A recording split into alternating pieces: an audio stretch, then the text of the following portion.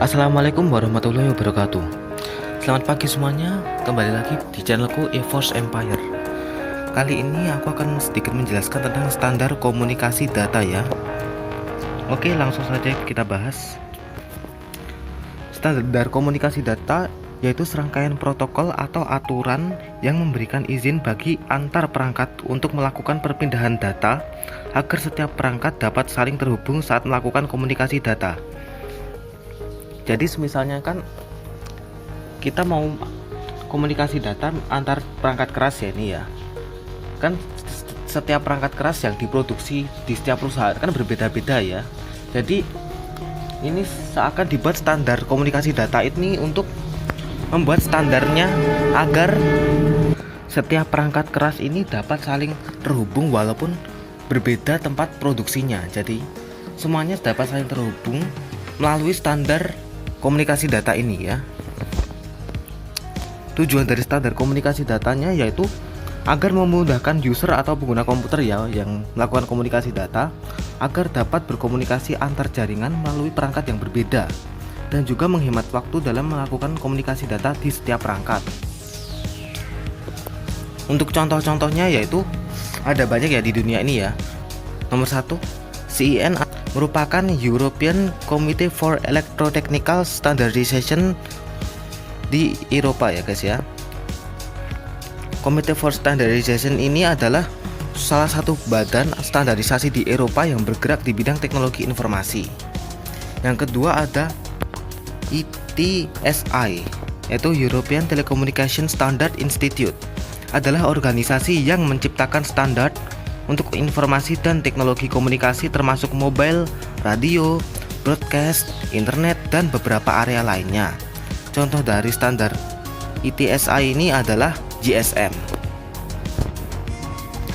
Yang berikutnya adalah CEPT, yaitu Conference European Test Administration Post at Test Telecommunications, yaitu sebuah standar yang ada sebelum ETSI yang tadi ya, yang melakukan standarisasi sama dengan yang ETSI lakukan. Jadi bisa dikatakan CEPT ini hampir sama seperti ETSI, hanya saja ada sebelum ETSI ya guys ya. Lalu yang keempat IEEE atau IEEE, yang kepanjangannya adalah Institute of Electrical and Electronic Engineers, yaitu organisasi nirlaba internasional yang merupakan asosiasi profesional utama untuk peningkatan teknologi.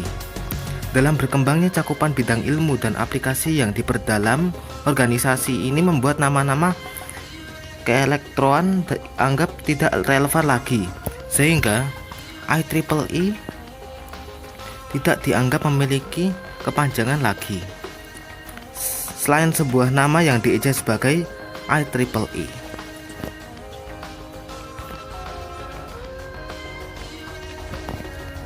Yang selanjutnya adalah EIA, yaitu organisasi yang anggotanya adalah pabrik-pabrik elektronika di USA atau Amerika ya. Pada bidang telekomunikasi, EIA mendirikan Technical Committee TR30 di tahun 1962 untuk pengembangan standar interface perangkat tambahan dari data terminal equipment atau DTE seperti port, komputer, dan data communications equipment atau DCE seperti modem. Selanjutnya adalah FCC.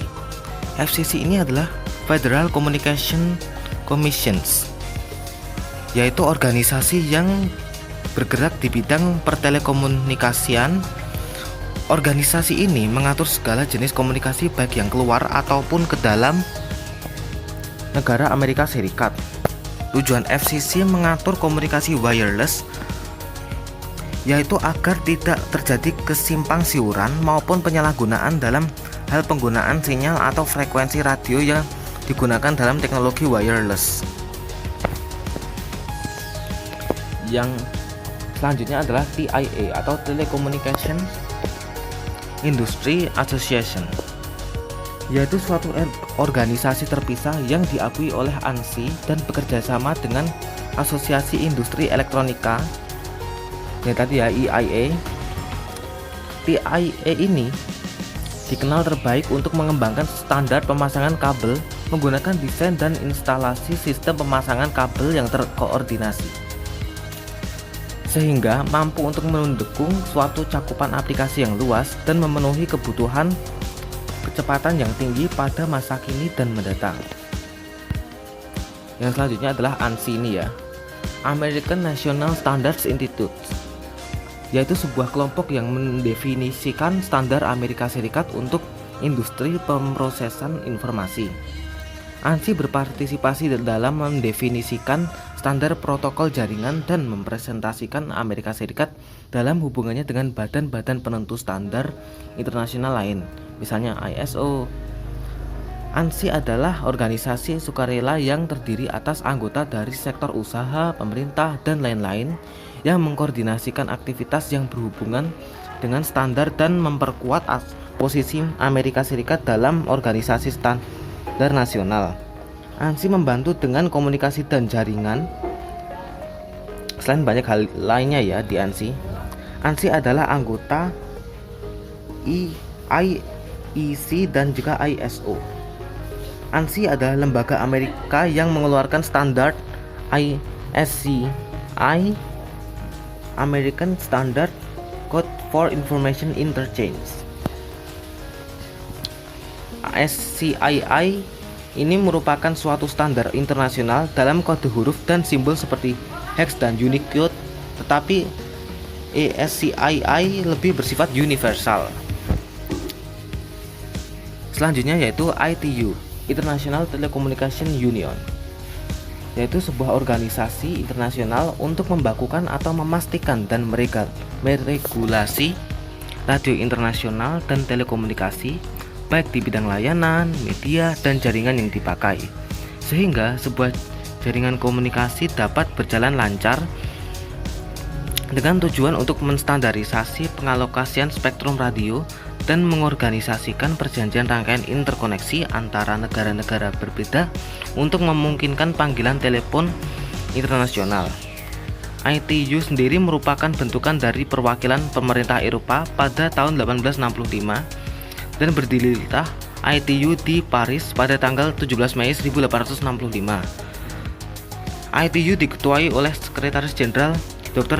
Hamadoun Itur sejak tahun 2006 hingga sekarang, yang merupakan jabatan pada periode kedua, sehingga pada tahun 1947 ITU menjadikan Badan Perserikatan Bangsa-Bangsa. ITU menjadi Badan Perserikatan Bangsa-Bangsa atau PBB. Yang terakhir adalah ISO, Organisasi Internasional untuk Standarisasi. International Organization for Standardization atau ISO ini adalah badan penetap standar internasional yang terdiri dari wakil-wakil dari badan standar nasional setiap negara. Pada awalnya, singkatan dari nama lembaga tersebut adalah IOS bukan ISO. Tapi sekarang lebih sering menggunakan atau memakai singkatan ISO karena bahasa Yunani SOS berarti sama equal. Penggunaan ini dapat dilihat pada kata isometrik atau isonomi. Didirikan pada 23 Februari 1947, ISO menetapkan standar-standar industrial dan komersial dunia. ISO yang merupakan lembaga nirlaba internasional pada awalnya dibentuk untuk membuat dan memperkenalkan telekomunikasi jaringan. Oke, cukup sekian dulu penjelasan dari saya teman-teman. Untuk kurang lebihnya saya mohon maaf yang sebesar-besarnya. Terima kasih untuk kalian yang sudah menonton video saya. Jangan lupa untuk like, komen, dan subscribe mengenai video ini bagi kalian. Sekian, terima kasih. Wassalamualaikum warahmatullahi wabarakatuh. Selamat pagi, sampai jumpa. See you on the next time.